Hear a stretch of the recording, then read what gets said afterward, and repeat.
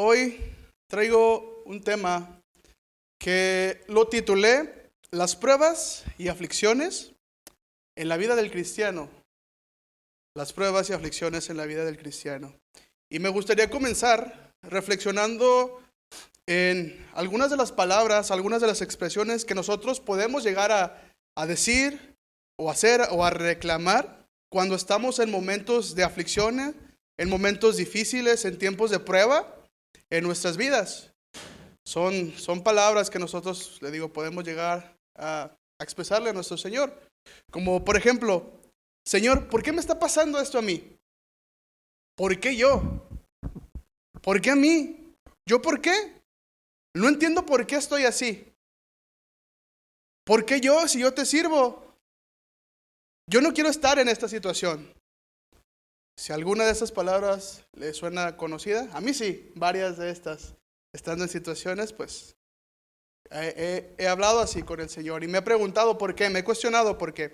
¿Y usted se ha preguntado alguna vez el por qué Santiago nos enseña que cuando estemos en las pruebas es que nosotros somos dichosos si permanecemos firmes en ellas? ¿Nunca se ha preguntado cómo es que en medio de las aflicciones podemos encontrar gozo y paz? Como aquellos hombres que vemos a lo largo de la historia de la iglesia hasta el día de hoy. No solamente en el libro de los Hechos, sino hasta el día de hoy podemos ver a muchos hermanos que están padeciendo aflicciones allá en África, en varios lugares del Medio Oriente que están padeciendo por causa del Evangelio, por causa de predicar las buenas nuevas de salvación de Jesús. Y que aún en medio de todas esas malas situaciones que para nosotros podrían ser malas, en medio de todas esas aflicciones, ellos permanecen firmes y gozosos, ¿verdad? Tienen ese gozo, tienen esa paz que debe caracterizar a los hijos de Dios, que nos debe caracterizar a nosotros. Déjeme contarle una historia, hablando acerca de un personaje muy conocido en el ámbito cristiano, un reformador llamado John Huss. En noviembre de 1414, el concilio de Constanza se reunió y el emperador instó a Huss a venir y dar cuentas de su doctrina, de lo que él hablaba, de lo que él predicaba, debido a que se le prometió seguridad y la gran importancia del consejo, donde supuestamente se harían reformas importantes a la iglesia. Huss decidió asistir. Sin embargo, cuando llegó, fue arrestado de inmediato y permaneció encarcelado durante 6 meses. En lugar de una audiencia, a Huss se lo llevaron ante las autoridades encadenado y se le pidió retractarse de sus opiniones, de lo que enseñaba. En julio de 1415 lo desnudaron, lo adornaron con un sombrero de burro pintado con demonios y lo etiquetaron como archihereje. Y mientras tanto, él oraba por sus enemigos. Luego lo llevaron junto a una pila en llamas de sus libros y lo encadenaron junto a una estaca. En respuesta a estar encadenado dijo: mi Señor Jesucristo fue atado con una cadena más dura que esta por mi bien. Así que, ¿por qué debería yo avergonzarme de esta cadena oxidada? Le dijeron una vez más que se retractara de todo lo que él estaba enseñando, pero él se negó, proclamando lo que serían unas palabras inmortalizadas hasta el día de hoy: lo que enseñé con mis labios, ahora lo sellaré con mi sangre. Ustedes se pueden fijar cómo es que en medio de esta aflicción, él permaneció firme. Él permaneció firme. ¿Por qué? Porque oró por sus enemigos. Estaba orando por ahí. No vemos ningún gesto de amargura o de rencor para el Señor, para sus enemigos, sino que él confiaba en el Señor. Pero ¿será malo para un cristiano pasar un tiempo en el desierto? Entiéndase, en las pruebas, en las aflicciones. ¿Es necesario que el cristiano pase por las pruebas en su vida? ¿Usted se lo ha preguntado alguna vez? ¿Cuál es el propósito por el cual nosotros tenemos pruebas? ¿Cuál debe ser nuestra reacción, la reacción de verdaderos hombres y mujeres cristianos al estar en medio de la prueba y de la aflicción? Bueno, Si usted se ha preguntado esto y no ha hallado respuesta, o quizás está dudoso, o quizás lo sabe, pero el Señor quiere reafirmarlo, pues el día de hoy, en el desarrollo de este mensaje, vamos a aprender acerca de esto, del porqué de las pruebas y cómo reaccionar en medio de las pruebas y aflicciones en nuestras vidas. Algo que nosotros podemos darnos cuenta en el transcurso de nuestras vidas, y que es una gran verdad, es que cuando conocemos al Señor, empezamos a tener una relación personal y verdadera con Él, podemos tener esa paz que sobrepasa todo entendimiento. ¿Cuántos la han experimentado, esa paz que sobrepasa todo entendimiento? ¿Sí? Podemos encontrar en la Biblia palabras que el Señor nos da, con las cuales nos llenan de paz, de seguridad, pero también encontramos una verdad muy importante en la Biblia, la cual no está escondida en ningún lado, sino que está ahí recalcada. ¿Cuál es esta verdad? Que los cristianos vamos a pasar por pruebas y aflicciones en nuestras vidas. No dice que vamos a parar de sufrir, ¿verdad? Como alguien por allá, por el oriente dice. No vamos a parar de sufrir, no vamos a tener una vida de abundancia, ¿no? Quizás sí. Pero las pruebas y aflicciones en nuestras vidas están al día a día. ¿Usted se ha puesto a darle gracias al Señor por siempre hablarnos con la verdad? Porque nunca se anda con rodeos, sino que nos habla la verdad clara. ¿Sí se ha puesto a darle gracias a Dios por eso? ¿Sí? Porque nosotros siempre agradecemos al Señor por la bendición, ¿sí o no? Agradecemos al Señor porque tenemos su palabra, y ahora más que nunca en distintas versiones para un mejor entendimiento. ¿Sí? Que encontramos su palabra en tantas versiones que están tan desmenuzadas que nos facilitan mucho entenderla. Agradecemos porque en su palabra encontramos su gran amor hacia nosotros expresado por su obra maravillosa en la cruz, su sacrificio, lo que Él hizo por nosotros y lo que hace cada día. Agradecemos por su perdón, agradecemos por su amor, por su misericordia, por su fidelidad, por su cuidado, ¿o no? ¿Sí? Sí agradecemos, pero también le agradecemos al Señor por las pruebas y aflicciones. Cuando usted se encuentra en una prueba, en aflicción, ¿le agradece al Señor por esa prueba? ¿O levantamos solamente queja al Señor? En vez de levantar un clamor, levantamos un rencor, levantamos amargura. ¿Cómo reaccionamos? Y quizá alguien podrá decir, ¿y en dónde nos habla la Biblia acerca de las pruebas y aflicciones? Pues yo le voy a compartir algunos versículos en los cuales el Señor nos dice que vamos a padecer. Y esto lo podemos ver en Juan, capítulo 16, versículo 33, en la Reina Valera. Yo se lo leo. Juan 16, 33 dice así, el Señor Jesús hablando a sus discípulos. Estas cosas os he hablado para que en mí tengan paz.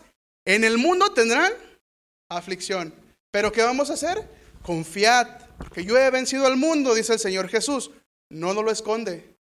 El Señor te dice, en el mundo tendrás aflicción. Lucas 22, 31, en la traducción lenguaje actual.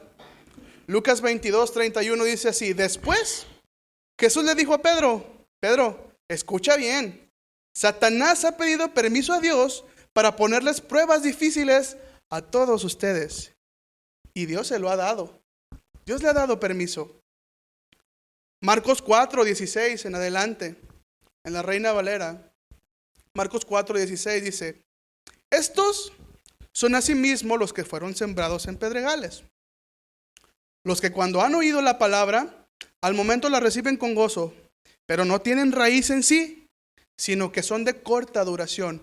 Porque cuando viene la tribulación o la persecución por causa de la palabra, luego tropiezan. Segunda de Corintios 4:8 en adelante. Segunda de Corintios 4:8, hablando el apóstol Pablo. Que estamos atribulados en todo, lo afirma, mas no angustiados. En apuros, mas no desesperados. Perseguidos, mas no desamparados. Derribados, pero no destruidos. Llevando en el cuerpo siempre por todas partes la muerte de Jesús, para que también la vida de Jesús se manifieste en nuestros cuerpos. Porque nosotros que vivimos siempre estamos entregados a muerte por causa de Jesús, para que también la vida de Jesús se manifieste en nuestra carne mortal. De manera que la muerte actúa en nosotros y en ustedes la vida. ¿Está escondido que vamos a pasar tribulaciones y aflicciones? No, ¿verdad? Ahí está, claro. Por esto quiero decir que las pruebas y aflicciones en nuestras vidas son malas. No, ¿verdad? ¿O acaso al Señor le gusta vernos y hacernos sufrir?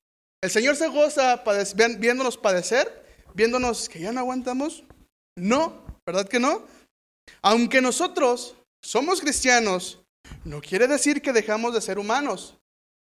Pues seguimos teniendo emociones, sentimientos, deseos, anhelos. ¿O hay alguien aquí que no tenga anhelos, sueños, que tenga ilusiones? Pues todos, ¿verdad? Todos tenemos esto. ¿Por qué? Porque somos humanos. Porque somos humanos. Y el mismo apóstol Pablo lo decía en Romanos 7:18, en la Nueva Versión Internacional. Yo se la leo.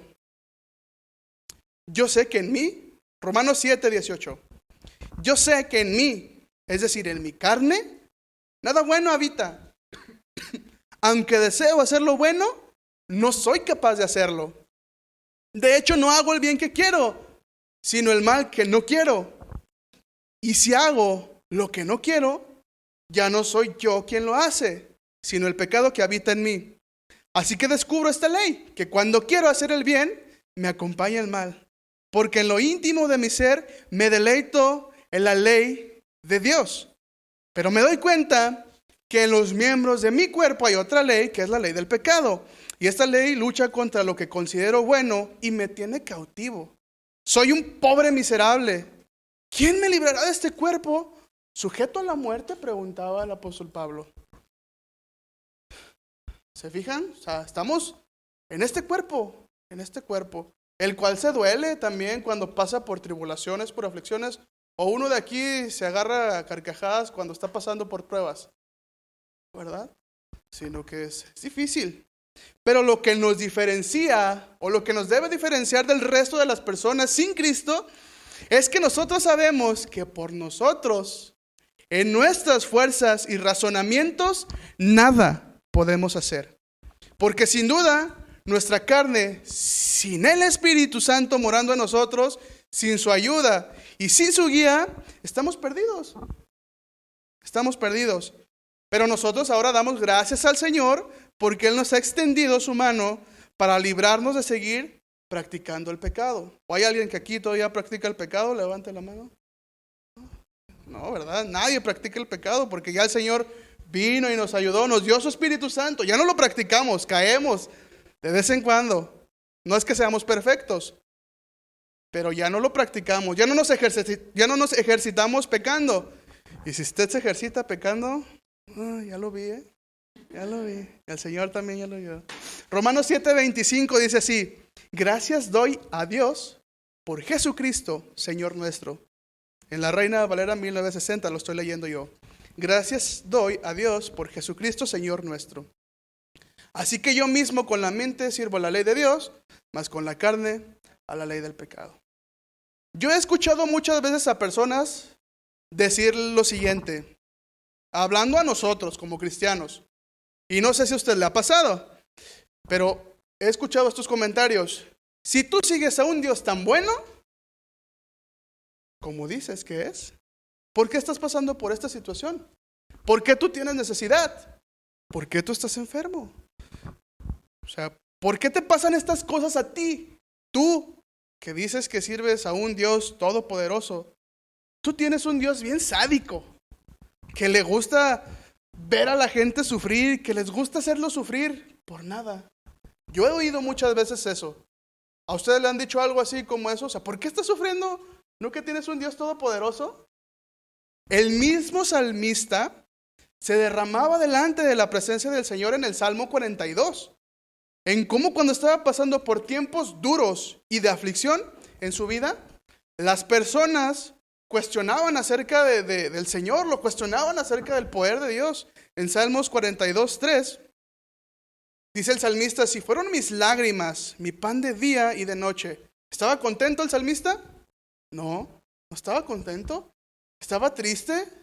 Se ve que había algo ahí que no lo tenía feliz.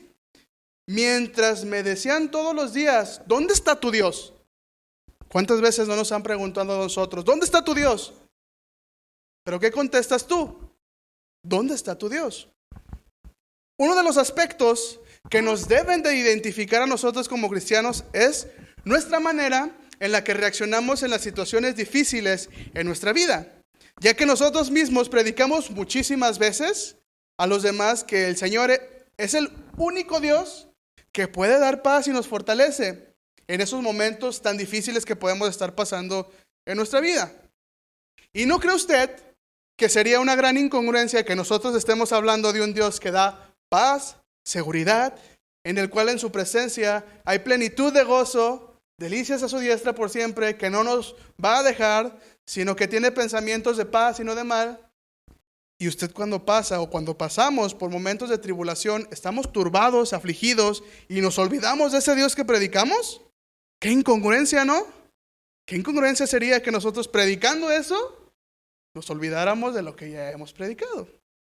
Pero todas estas personas que nos hacen estos comentarios, o quizá hasta nosotros mismos nos los llegamos a hacer, es porque no entienden que para el cristiano, aún en medio de las pruebas y aflicciones, Dios tiene un propósito glorioso en nuestras vidas, el cual es que nosotros podamos llegar a ser a su imagen y semejanza. Y alguien me podrá decir, pero ya somos a imagen y semejanza de Dios.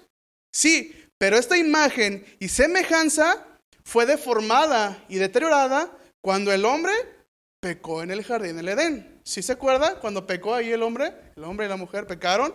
Entonces esa imagen de Dios fue deformada. Entonces nosotros necesitamos alguien que nos ayude a que esa imagen de Jesús, de Dios, sea formada nuevamente en cada uno de nosotros, para que volvamos a ser a su imagen y semejanza. Para que quitemos todo aquello que nos estorba. Y una vez que recibimos nosotros al Espíritu de Dios y que Él empieza a obrar en nuestras vidas, es cuando nosotros pasamos por este proceso, ¿verdad? ¿Usted está pasando por ese proceso en el cual ya no quiere estar como antes? Y usted se fija que el carácter de Dios está siendo formado en cada uno de usted. ¿Sí? ¿Se fijan? Que el carácter del Señor, esa es imagen y semejanza. Entonces, el apóstol Pablo escribía en su carta a los Romanos, en el capítulo 8, versículo 28, lo siguiente. Y sabemos, ¿usted lo sabe? ¿Ya lo sabe? Si no lo sabía, ya lo sabe. Y sabemos que los que aman a Dios, todas las cosas les ayudan a bien. Esto es, a los que conforme a su propósito son llamados. ¿Cuántos de aquí fuimos llamados? Pues aquí estamos, ¿verdad? Fuimos llamados para estar delante de su presencia. Fuimos llamados a ser reconciliados para Él. Y la palabra todo, ¿qué significa? En chino, en hebreo, en español, en inglés, en coreano, todo significa todo, todo. El idioma que me diga todo es todo. ¿Y qué es todo? Pues todo. ¿Quiere decir lo bueno? ¿Sí? Lo bueno, lo no tan bueno, lo casi bueno, lo malo, lo peor, todo entra en y todas las cosas le ayudan a bien, pero solamente hay un grupo de personas. ¿Sí se fijó o no? Todas las cosas les ayudan a bien a los que aman a Dios. ¿Sí? ¿Cuántos amamos a Dios otra vez? Amén. Entonces todo nos ayuda para bien. Para entender mejor esto que les acabo de decir, les voy a poner un ejemplo en la vida diaria. Una persona que está estudiando alguna carrera o que está aprendiendo algún oficio en su vida, se convierte automáticamente en un alumno, en un aprendiz. Y no sé si ustedes se han dado cuenta, pero hay alumnos que son buenísimos, pero buenísimos para contestar pruebas. ¿Sí? O sea, están en el examen, viene el tiempo de examen y lo termina 15 minutos. Uy, 15 minutos, yo apenas llevo una. Y hay otros que son así, rápido, buenos, diestros. Y hay otros que nos tardamos 15 minutos en leer, en poner el nombre apenas. pero hay otros que son buenísimos. ¿Sí? ¿Por qué? ¿Por qué son buenos? Porque repasan, estudian o simplemente retienen bien lo que han escuchado. Pero hay otros, los que no somos tan buenos, pues a veces es porque nos ponemos nerviosos, no estamos tranquilos, quizás no estudiamos, por eso es que no somos tan buenos. O simple y sencillamente siempre nos faltó estudiar más, ¿verdad? Y a estos que no somos tan buenos, y me incluyo, para las pruebas, cuando reprueban, ¿qué se hace? Cuando reprueban hay algo que se llaman extraordinarios. Y estos son para que un estudiante pueda acreditar una materia que no aprobó en su momento. En otras palabras, es una oportunidad adicional para aprobar una asignatura que no se logró superar durante el curso regular o un recursamiento. A lo que quiero llegar con todo esto es que un estudiante, aunque sea el estudiante mejor preparado para la prueba y no haya otro como él para contestar estas pruebas, estos exámenes, como también aquel que no es muy bueno para contestarlos para este tiempo, ambos tienen sí o sí que pasar por pruebas para llegar a la meta de su carrera. ¿Sí o no? ¿Sí o no? Necesitamos pasar sí o sí. Por ejemplo, aquel que está en la primaria para pasar la secundaria no pasa de buenas a primeras ya como por arte de magia, ¿no? Hay un tiempo de evaluación en el cual pues ahí es donde tiene que ser probado. Para muchos estudiantes las pruebas son motivos de nerviosismo o incertidumbre, aunque para otros no sea así. Para otros es algo normal, por lo que saben que es necesario que deban de pasar. Así nosotros que hemos decidido seguir a Cristo y convertirnos en sus discípulos, ¿cuántos son discípulos? ¿Sí? Estoy hablando a los discípulos. También es necesario que nosotros pasemos por distintas pruebas en nuestra vida. A ver, para los alumnos, ¿el maestro se vuelve malo cuando aplica una prueba? Pues hay algunos que sí, pero no es porque sea malo. No es que, ay, ¿por qué es malo el maestro? Me va a probar. Porque se llegó el tiempo de evaluaciones y me va a poner a hacer exámenes. No, ¿verdad? Nosotros estamos en el instituto, estamos en tiempo de evaluación y, ay, qué malo es el pastor porque me puso ¿para qué? Sí, oí. No, pues es obvio que es algo que tienen que hacer. ¿Por qué? Porque en las pruebas son una herramienta para que el maestro pueda evaluar el conocimiento que tiene su estudiante y para trabajar con él lo que necesita trabajar con ellos. Hace un momento yo les decía que hay alumnos que son excelentes en las pruebas y no por eso quedan exentos de contestar todas estas pruebas presentes y futuras. Así, por mejor que sea, él tiene que contestar estas pruebas. Y como un ejemplo de un hombre que pasó por muchísimas pruebas en la Biblia, que tenemos ahí registrado en el Antiguo Testamento, es Job. ¿Usted se ha puesto a analizar la vida de Job? Pues ahora vamos a ver un poquito acerca de esto. Job 1:6. Job 1:6 dice así: un día pidieron a presentarse delante de Jehová los hijos de Dios, entre los cuales vino también Satanás. Y dijo Jehová a Satanás: ¿de dónde vienes? Respondiendo Satanás a Jehová dijo: de rodear la tierra y de andar por ella. Y Jehová dijo a Satanás: ¿no has considerado a mi siervo Job, que no hay otro como él en la tierra, varón perfecto y recto, temeroso de Dios y apartado del mal? Respondiendo Satanás a Jehová dijo: ¿acaso teme Job a Dios de balde? ¿No le has cercado alrededor a él y a su casa todo lo que tiene? Al trabajo de sus manos has dado bendición, por tanto sus bienes han aumentado sobre la tierra. Pero extiende ahora tu mano y toca todo lo que tiene, y verás si no blasfema contra ti en tu misma presencia. Dijo Jehová a Satanás: he aquí, todo lo que tiene está en tu mano, solamente no pongas tu mano sobre él. Y salió Satanás de delante de Jehová. Y un día aconteció que sus hijos e hijas comían y bebían vino en casa de su hermano el primogénito. Y vino un mensajero a Job y le dijo: estaban arando los bueyes y las asnas paciendo cerca de ellos, y acometieron los sabeos y tomaron y mataron a los criados a filo de espada. Solamente escapé yo para dar la noticia. Aún estaba hablando cuando vino otro que dijo: fuego de Dios cayó del cielo, que quemó las ovejas y a los pastores y los consumió. Solamente escapé yo para darte la noticia.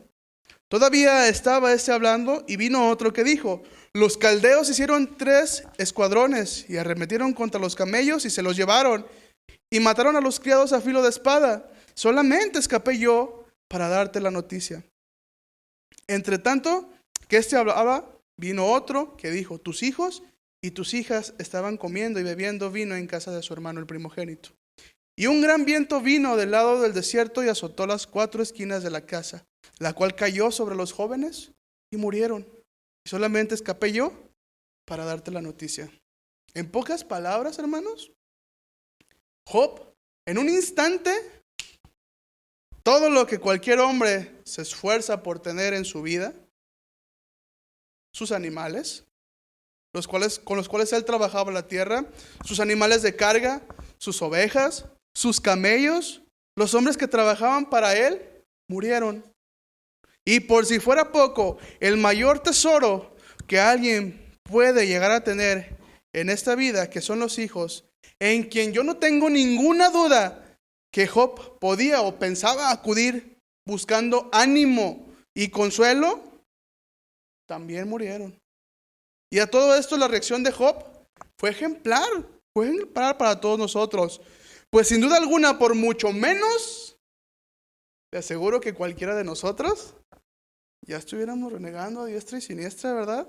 En cambio Job no. Job no. ¿Cuál fue la respuesta de Job? Capítulo 1, versículo 20. Yo se lo leo en la Reina Valera contemporánea. Entonces Job se levantó, se rasgó las vestiduras y se rapó la cabeza en señal de luto. Y con el rostro en tierra, adoró al Señor. Mientras decía: desnudo salí del vientre de mi madre y desnudo volveré al sepulcro. El Señor me dio y el Señor me quitó. Bendito sea el nombre del Señor. Y en todo esto Job no pecó, ni le atribuyó al Señor ninguna mala intención. Pregunta: como Job respondió ante estas pruebas y aflicciones de una manera ejemplar, como quizás es muy difícil que alguien de nosotros o de cualquiera pueda responder, ¿ya no tuvo más pruebas en su vida? Sino que fue una larga vida de bonanza, de felicidad y ya pasó. Gloria a Dios. ¿Ya no hubo más prueba? Sí. Job 2, versículo 3. Sigo en la Reina Valera contemporánea. Otra vez, misma historia. El Señor le preguntó, ¿a quién? Satanás: ¿no te has fijado en mi siervo Job, que no hay nadie en la tierra que se le compare? Es un hombre de conducta intachable. No le hace mal a nadie, es temeroso de Dios, no se duerme en las prédicas. Y tú me incitaste a hacerle daño y a que sin ningún motivo lo arruinara. Y aún así él sigue siendo un hombre intachable. Pero Satanás le respondió al Señor: todo es cuestión de dar y recibir. La gente es capaz de darlo todo con tal de salvar el pellejo. Pero quita a Job tu protección, tócalo en su propio cuerpo y verás cómo blasfema contra ti en tu propia cara. Entonces el Señor le dijo: ahí está Job. Lo dejo en tus manos, pero no le quites la vida. Satanás salió de la presencia del Señor, pero le envió a Job una sarna tan violenta que lo cubrió de pies a cabeza. Era tal la comezón que Job, sentado en medio de la ceniza, se rascaba con un pedazo de teja. Su esposa lo llenó de ánimos. Oh, qué ánimo, ¿verdad?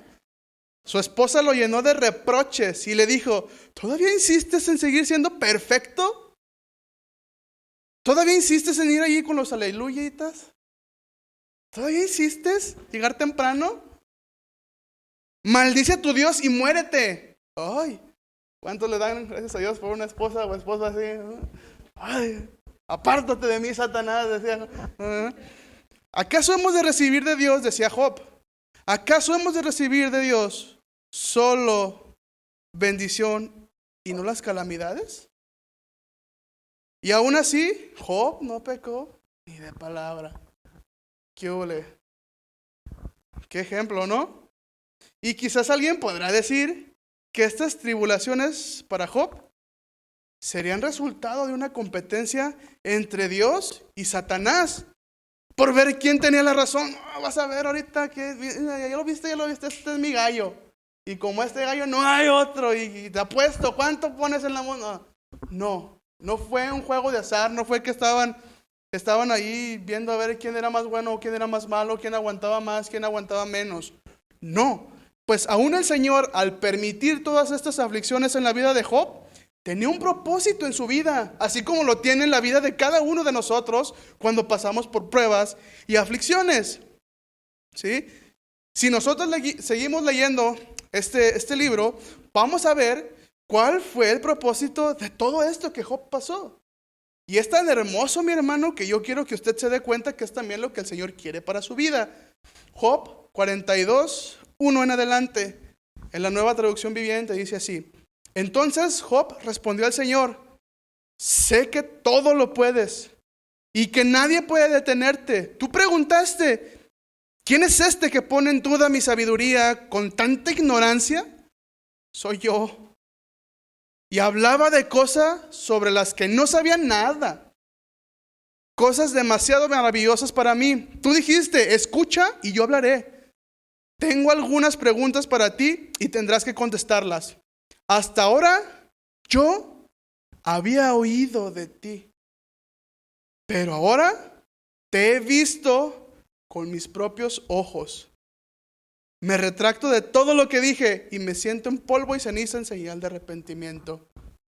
¿Sí se fija el propósito por el cual Job pasó acerca de todas estas aflicciones? De oídas. De oídas. ¿Qué le suena de oídas?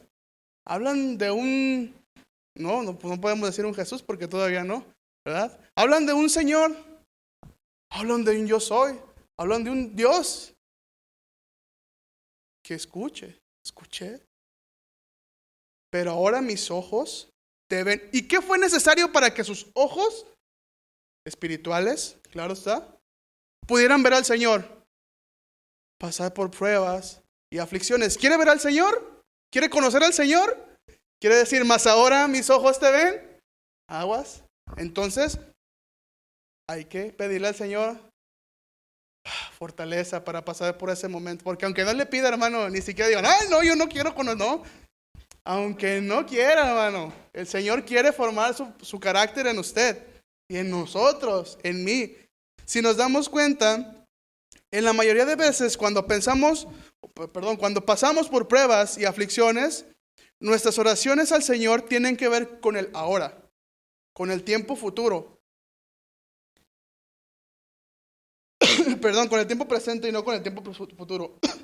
Y es muy raro, por decirlo de alguna manera, que pongamos nuestros ojos en el tiempo futuro. Solamente pensamos en el aquí y el ahora. ¿Por qué? Porque cuando estamos pasando por situaciones difíciles, ¿y por qué estoy pasando esto? ¿Y por qué yo? ¿Por qué no el hermano que está aquí a un lado? Mira, así. ¿Por qué yo? ¿Y por qué no? Si el Señor le responde: ¿y por qué no? ¿Por qué tú no? Yo quiero formar tu carácter en ti. Mi carácter en ti, perdón. El carácter del Señor en ti. Es más, hasta cantas: tu gloria en mí yo quiero ver. Ah, sí. Entonces, después de que el Señor convenció y humilló a Job y lo llevó al arrepentimiento, lo consoló y lo honró. Satanás se había comprometido, se había puesto la muestra de que vas a ver cómo cae porque cae. Él quería demostrar que Job era un hipócrita, que Job era un malvado. Pero mis hermanos, no pudo. Y si Dios dice: bien hecho, mi buen siervo y fiel, Es de poca importancia que alguien diga lo contrario, ¿no? Que alguien no lo crea cuando el Señor dice esto. En el comienzo de este libro veíamos la paciencia de Job bajo sus problemas. Por ejemplo, aquí la palabra para alentarnos a seguir este ejemplo de Job es que tiene un final feliz. No se quedó así, ya pasó y ni mojo, te tocó. Ya tenías todo y pues pelas. Bueno, pues el Señor, siga leyendo la historia porque no me quiero entretener en esto, pero el Señor le devolvió hasta más lo que tenía Job. Sus problemas comenzaron en la malicia de Satanás, que Dios contuvo. Su restauración comenzó en la misericordia de Dios, a lo cual Satanás no pudo oponerse. Si el Señor nos da salud y bendiciones temporales o no, si sufrimos pacientemente de acuerdo con su voluntad, al final seremos felices. El patrimonio de Job aumentó. La bendición del Señor enriquece. Es Él quien nos da poder para obtener riquezas y nos da éxitos en los esfuerzos honestos, ya que todo procede de Dios. Algo muy interesante que podemos notar tanto en el Antiguo Testamento como en el Nuevo Testamento es cómo Dios permite a Satanás zarandear al cristiano, pues tanto a Job como a Pedro, el enemigo fue directo ¿con quién? Con el Señor. ¿A qué? A acusarlos. Y después de recibir permiso, él empezó a zarandear. Lucas 22:31 dice así: dijo también el Señor, Simón, Simón, he aquí Satanás os ha pedido para zarandearos como a trigo. Y yo me imagino a Pedro, pero no sabe quién soy yo. No sabe quién soy yo. Y le dio permiso. En este pasaje podemos notar algo muy interesante al final del versículo 31, donde nos dice, los ha pedido para zarandearlos como a trigo. ¿Qué significa esto? ¿Qué significa ser zarandeados como a trigo? Zarandear como el trigo es una metáfora que también se podría expresar como sacudir a alguien o quebrantar a una persona. Y esto también lo vemos en Amós 9:9. Nos da una imagen similar cuando el Señor sacude a Israel. Amós 9:9 dice, porque he aquí yo mandaré y haré que la casa de Israel sea zarandeada entre todas las naciones, como se zarandea el grano en una criba. Sí sabe qué es una criba, ¿verdad? Es como con la que usan los albañiles para zardear la arena. Sí, esa es la criba, donde echan la arena y le menean para que lo malo se quede arriba. Bueno, pues justamente, eso es la criba. Y no cae ni un granito en tierra, dice. Entrando un poquito en el contexto histórico, debemos recordar que en esos tiempos el trigo u otro grano se zarandeaba a través de un sedazo o colador grandote, el cual al agitarlo violentamente, la suciedad y otras impurezas que se adherían al grano durante el proceso de la trilla se separaban del grano bueno y aprovechable. Al zarandear a Pedro y a los demás discípulos como trigo, el objetivo de Satanás era aplastarlos, era echar por tierra su fe. Y hasta el día de hoy, en verdad el adversario quiere destruir la fe de todo cristiano. Pero si seguimos leyendo, podemos notar claramente el resultado a futuro que traería esta zarandeada en la vida de los discípulos, pero en especialmente del que estamos viendo en cuestión, que es Pedro. Lucas 22:32 dice así, pero yo he rogado por ti que tu fe no falte. Y tú, una vez vuelto, confirmarás a tus hermanos. Jesús no prometió eliminar la inminente prueba. Nunca le dijo a Pedro, no te preocupes, Pedro, mi amado Pedro, no vas a pasar por pruebas y tribulaciones. Satanás te pidió para que seas zarandeado, pero yo no le voy a dar chance. No, nunca dijo eso. Lucas 22:34 dice así, Y él le dijo, Pedro, te digo que el gallo no cantará hoy antes de que tú niegues 3 veces que me conoces. Dios utiliza todas y cada una de estas experiencias en nuestras vidas para nuestro bien, como lo vimos en Romanos 8:28, ¿verdad? Todas las cosas ayudan a bien a todos los que le amamos a Él. No solo eso, sino que el Señor también utiliza las pruebas y aflicciones para refinar nuestro carácter y fortalecer nuestra fe.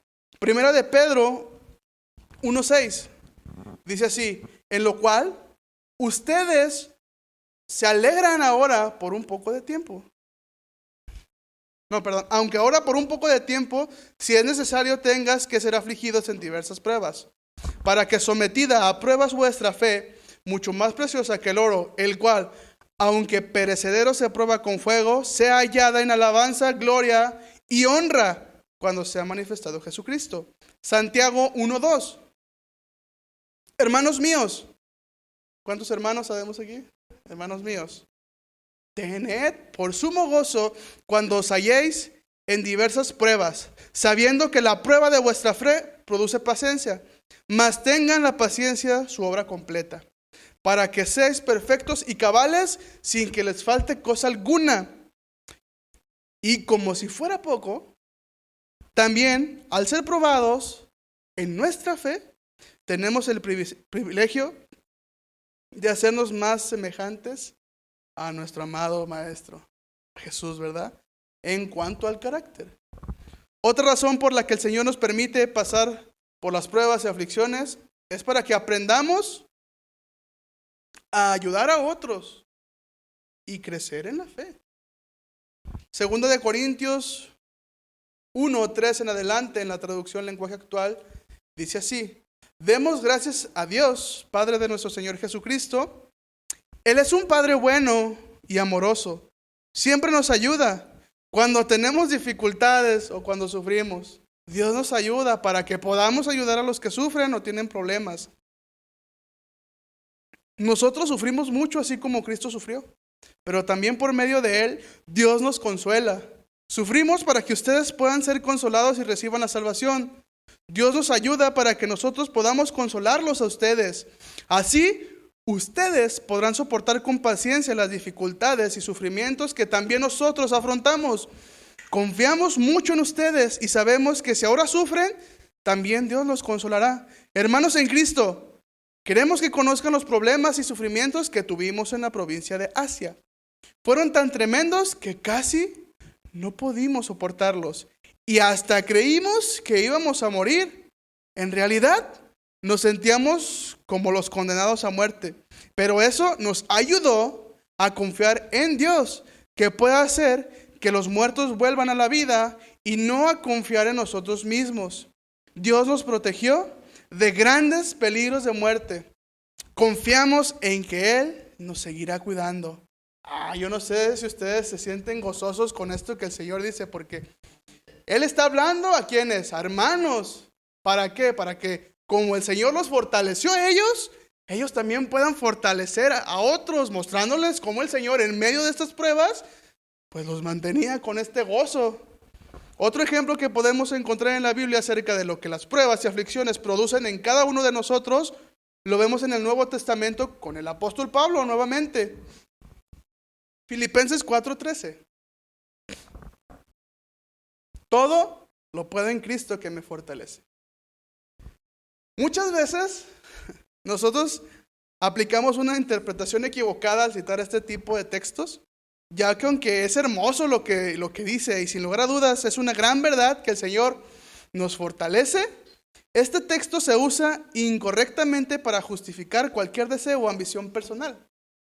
Por ejemplo, hay una persona que está ejercitándose, levantando pesas, y es un chaparrito así, chiquilillo, que quiere levantar unos, ¿qué le gusta? ¿100, 120? ¡Ay, todo lo puede Cristo que me fuerza! No está hablando acerca de esto. No está hablando, yo me voy a comprar esta casa porque todo lo puedo en Cristo que me fortalece. No está hablando de eso. No está hablando acerca de eso. Cuando en realidad cuando nos ponemos a leer este versículo y leemos el contexto, nos damos cuenta que se refiere a la capacidad de encontrar contentamiento y fortaleza en Cristo en cualquier circunstancia, incluso en la adversidad. Claro está. De hecho, si leemos el contexto, en una traducción distinta es aún más claro lo que se refiere el apóstol Pablo. Filipenses 4, desde el 10, en la Reina Valera contemporánea, dice así: grande ha sido mi gozo en el Señor, que al fin han reanudado ustedes su cuidado por mí. Claro, la disposición la tenían, pero les faltaba la oportunidad. No lo digo porque tenga escasez, pues he aprendido a estar contento en cualquier situación. Sé vivir con limitaciones y también sé tener en abundancia. En todo y por todo soy enseñado, tanto para estar satisfecho como para tener hambre. Lo mismo para tener abundancia que para sufrir necesidad. Entonces sí, todo lo puedo en Cristo que me fortalece. Pero es muy importante entender que para que el apóstol Pablo pudiera llegar a este nivel de confianza y de madurez espiritual, en su fe y confianza en Dios, no surgió como por arte de magia. No surgió de yo creo en Cristo, aleluya, ya todo lo puedo, ya puedo pasar por aquí, por allá y no me va a pasar nada. No, sino que podemos darnos cuenta que es el resultado de haber pasado por pruebas que pudieron forjar un carácter más como el de Cristo en su vida. Porque los versículos anteriores a Filipenses 4:13, ¿acaso no nos hablan de un proceso? Un proceso por el cual tuvo que pasar. Nos hablan acerca de un tiempo de tribulación y pruebas por el cual fue necesario que pasara el apóstol Pablo para entonces sí poder decir, todo lo puedo en Cristo que me fortalece. Y es importante que también tomemos en cuenta que no solamente somos probados cuando pasamos por momentos de escasez y necesidad, pues también cuando estamos viviendo tiempos de prosperidad, son tiempos peligrosos en los cuales nuestras prioridades pueden cambiar de lugar. Después de todo esto, quisiera que usted medite en la siguiente pregunta y se la responda en su interior.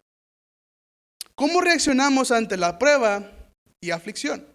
Y esto es importante, ya que cuando nosotros decimos que somos cristianos, no solo el Señor está observando nuestra reacción, sino que los ojos de las personas que nos rodean van a estar puestos en nosotros.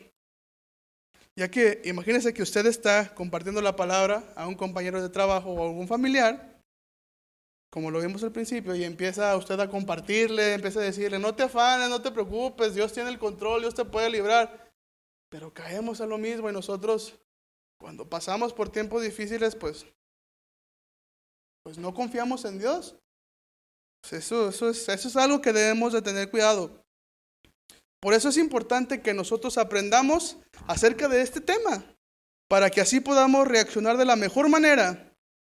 Aunque con esto no quiero decir que seamos perfectos e intachables. Y que nunca vamos a equivocarnos, sino más bien que estemos lo más preparados posibles, siendo conscientes que tarde o temprano entraremos al horno, al fuego de la prueba. Pero mis hermanos, si es que nosotros llegamos a fallar en la prueba y la regamos, pues sabemos bien que aunque aún estamos en esta carne, aún nos equivocamos muchas veces, tenemos un descanso y consuelo, el cual es que podemos ir delante de la presencia del Señor y pedir perdón. Primera de Juan 2:1 dice así: mis queridos hijos, les escribo estas cosas para que no pequen. Pero si alguno peca, tenemos un abogado que defiende nuestro caso ante el Padre. Es Jesucristo, el que es verdaderamente justo. Una vez que fallamos en la prueba, lo que debemos hacer es ir delante del Señor en ese momento. Porque si le damos así despacio al diablo, se toma el espacio, o sea, no podemos darle chance. Ir en ese mismo momento y pedir perdón al Señor y Él nos ayudará a estar firmes. Otro ejemplo que vemos acerca de la importancia de reaccionar bien cuando estamos en pruebas y aflicciones es el del apóstol Pablo y Silas. Hechos 16, 22, este fue un ejemplo que el pastor el domingo estuvo tocando acerca de esto. Dice así, Hechos 16, 22, y se agolpó el pueblo contra ellos, y los magistrados, rasgándoles las ropas, ordenaron azotarles con varas. Después de haberles azotado mucho, los echaron en la cárcel, mandando al carcelero que los guardase con seguridad, el cual, recibido este mandato, los metió en el calabozo de más adentro y les aseguró los pies en el cepo. Ustedes se pueden imaginar a Pablo y a Silas siendo jalados por los guardias para llevarlos al calabozo, y en el trayecto estos dos, déjenme, ¿no saben con quién se meten? No saben el problemón en el que se acaban de meter, y sacaron su super iPhone y mira, te estoy grabando. No sabes el problema. ¿No sabes quién soy yo? ¿No sabes quién es mi papá? ¿No me conoces? O expresiones típicas como estas vemos en el mundo. Somos inocentes, no hicimos nada. Bueno, ellos sí eran inocentes, pero yo creo que muchos que iban para la cárcel gritaban eso, ¿verdad? Somos inocentes, yo no fui. Es más, déjame hablar con tu patrón. Vamos a ver. En cambio, si seguimos con la lectura, podemos ver lo que realmente sucedió con ellos. Hechos 16, 25 dice, pero a medianoche, orando Pablo y Silas, cantaban himnos a Dios, y los presos los oían. Aquí ni se saben las alabanzas. Cuando estemos, no se crean, hermano, apréndaselas para cuando estemos en la cárcel. No. Yo les aseguro que ellos no tenían ni idea de lo que el Señor estaba a punto de hacer en esa prisión. Pero el que ellos, después de ser azotados y encarcelados, estuvieran orando y alabando al Señor, no dejó diferente a nadie dentro de esa prisión. Tanto los guardias como los prisioneros. Vuelvo a preguntar, ¿cómo reaccionamos nosotros ante las pruebas y tribulaciones? Hechos 16, 26. Entonces sobrevino de repente un gran terremoto, de tal manera que los cimientos de la cárcel se sacudían, y al instante se abrieron todas las puertas y las cadenas de todos se soltaron. Despertando el carcelero y viendo abiertas las puertas de la cárcel, sacó la espada y se iba a matar, pensando que los presos habían huido. Mas Pablo clamó a gran voz diciendo, no te hagas ningún mal, pues todos estamos aquí. Él, entonces pidiendo luz, se precipitó adentro y temblando se postró a los pies de Pablo y de Silas, y sacándoles les dijo, señores, ¿qué cargo les debo de dar de autoridad aquí en la cárcel? ¿Qué puesto les gustaría tener a ustedes aquí? ¿Qué les gustaría cenar? ¿Un filete? ¿Uvitas? ¿Qué les gustaría? No. ¿Qué debo hacer para ser salvo? ¿Qué fue lo que les impresionó? ¿Qué debo hacer para ser salvo? Ellos dijeron, cree en el Señor Jesucristo y serás salvo, tú y tu casa. Y le hablaron la palabra del Señor a él y a todos los que estaban en su casa. Y él, tomándolos en aquella misma hora de la noche, les lavó las heridas. Y enseguida se bautizó él con todos los suyos. Y llevándolos a su casa, les puso la mesa y se regocijó con toda su casa de haber creído a Dios. Si la reacción de estos dos hombres de Dios ante la prueba hubiese sido totalmente la contraria, seguramente los que estaban escuchando y viendo su reacción hubieran dicho, ¿qué no son estos los que vienen gritando que son siervos de Dios? ¿No son los que dijeron que iban a traer presos por estar predicando un evangelio allá, por estar haciendo un alboroto? Pero son iguales a nosotros. Vienen gritando lo mismo. Es más, tú, Pancho, dijiste que tú no eras y sí fuiste. Ellos vienen diciendo lo mismo. Pero ellos reaccionaron de una manera diferente y eso impactó sus vidas. Santiago 1:2. Hermanos míos, tened por sumo gozo cuando os halléis en diversas pruebas. Santiago 1:3. Sabiendo que la prueba de vuestra fe produce paciencia. En este pasaje Santiago nos dice que debemos saber algo. Debemos tener bien en claro una cosa. lo cual es que las pruebas producen algo en la vida del cristiano. Y la palabra paciencia viene de la antigua palabra griega, hupomone. Esta palabra no describe una espera pasiva, sino el sufrir sin rendirse. No es tanto la cualidad que nos ayuda a aguantar calladamente en la sala de espera de un doctor, sino que es la cualidad que nos ayuda a terminar la carrera. Esta palabra proviene de hupo, que significa bajo, y meno, que significa el estar, soportar, permanecer. En su raíz significa permanecer bajo. Tiene la imagen de alguien bajo una carga pesada que tiene la resolución de permanecer allí en lugar de tratar de escaparse. Es muy importante que entendamos que la fe no es producida en las pruebas, sino que es probada a través de las pruebas. Las pruebas revelan qué tipo de fe tenemos nosotros. No debido a que Dios no sepa qué tipo de fe tenemos, sino para hacer nuestra fe evidente a nosotros mismos y aún a aquellos que nos rodean. Debemos notar que la fe es probada y eso nos demuestra que la fe es importante y preciosa, porque solo las cosas preciosas son probadas tan a fondo. Las pruebas no producen fe, pero cuando las pruebas se reciben con fe, estas producen algo. ¿Qué producen? Paciencia, exactamente en nosotros. Si las dificultades se reciben con incredulidad y queja, las pruebas producen otra cosa: amargura y desaliento. Este es el motivo por el cual Santiago nos exhorta a tener por sumo gozo, ya que el tener por sumo gozo es nuestra respuesta de la fe en los tiempos de prueba. Así que, mis queridos hermanos, una vez habiendo entendido un poco más acerca de cómo debe ser nuestra manera de reaccionar ante las pruebas y lo que ellas producen en nosotros, me gustaría terminar leyéndoles algo. Primera de Pedro 4:12, en la NBI. Y reflexione en esto. Medite en a quién habla el apóstol Pedro. Queridos hermanos, no se extrañen del fuego de la prueba que están soportando como si fuera algo insólito. Al contrario, alégrense de tener parte en los sufrimientos de Cristo, para que también sea inmensa su alegría cuando se revele la gloria de Cristo. Dichosos ustedes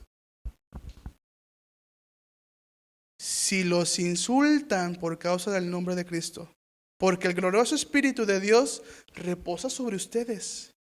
Que ninguno tenga que sufrir por asesino, ladrón o delincuente, ni siquiera por entrometido. Pero si alguno sufre por ser cristiano, que no se avergüence, sino que alabe a Dios por llevar el nombre de Cristo, porque es tiempo de que el juicio comience por la familia de Dios. Y si comienza por nosotros, ¿cómo será el fin de los que se rebelan contra el evangelio de Dios? Si el justo a duras penas se salva, ¿cómo quedará el impío y el pecador? Así pues, los que sufren según la voluntad de Dios, confíen en su fiel Creador y sigan practicando el bien. Confíen. ¿Saben por qué es necesario, mis hermanos, que nuestra fe sea probada como el oro? Esto es porque, si se acuerdan del proceso, ¿no? De cómo es que el oro es probado. Cómo se extrae la roca y entonces llega la persona que extrae ahí en las minas, saca el oro. Una vez que saca el oro, ¿cómo es el oro? Sólido, duro. Se mete al horno y ¿qué pasa? Se vuelve líquido, se derrite. Cuando el oro se derrite, ¿cómo lo ve el orfebre? ¿Qué ve en el oro? ¿Qué ve? Ve las impurezas, ve las escorias, ve lo que es externo al oro. a esa piedra preciosa? Está allí en el fuego, en el horno, derretido. Y entonces flotan todas aquellas imperfecciones. Y el orfebre, con paciencia, amor, va, saca esto. Todo lo que estorba, sale a flote. En el fuego, en el fuego. Todo lo que estorba de su vida, de mi vida, sale a flote en el fuego de la prueba. ¿Para qué?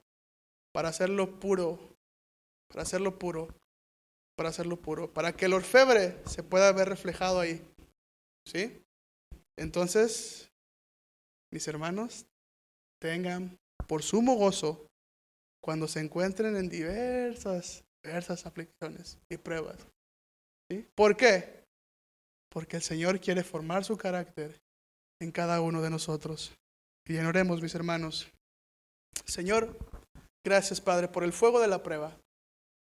Gracias, Señor, porque aunque sabemos que duele, aunque sabemos, mi Señor, que no nos gusta, Padre, pasar en la carne por estas situaciones, mi Señor, estamos gozosos, Señor, porque tú nos das esa paz, ese gozo, porque tú, Padre, haces que esos frutos de tu Espíritu Santo broten en medio de la prueba, Señor. El amor, el gozo, la paz, la paciencia, la benignidad, la bondad, la fe, la mansedumbre y la templanza, mi Señor. Y tú nos das palabras de aliento, mi Señor. Porque esta leve tribulación momentánea produce en nosotros un cada vez más excelente y eterno peso de gloria. Eso es lo que tú produces en nosotros, mi Señor. Por eso te damos gracias, Señor. Y por eso somos dichosos en medio de las pruebas y aflicciones, mi Señor. Gracias, Padre, por el fuego. Gracias por la prueba, mi Señor. Y clamamos por el hermano que está atrás, delante de nosotros, mi Señor. Si está pasando por fuego, Señor, si está pasando por pruebas, mi Señor, afírmalo y que Él pueda salir victorioso en medio de esta prueba, mi Señor amado. Que Él te dé la respuesta que tú quieres que te dé, mi Señor. Gracias por la prueba que yo estoy pasando, mi Señor. Gracias por la prueba que voy a pasar, mi Señor. Gracias porque tú me estás preparando. Tú nos estás preparando, mi Señor, para esa prueba, en la cual tú quieres encontrarnos gozosos, dichosos, mi Señor amado. Y así lo tomaremos, mi Señor, entendiendo lo que la prueba produce en cada uno de nosotros, mi Dios. Gracias te damos, mi Señor. En el nombre de Jesús. Amén.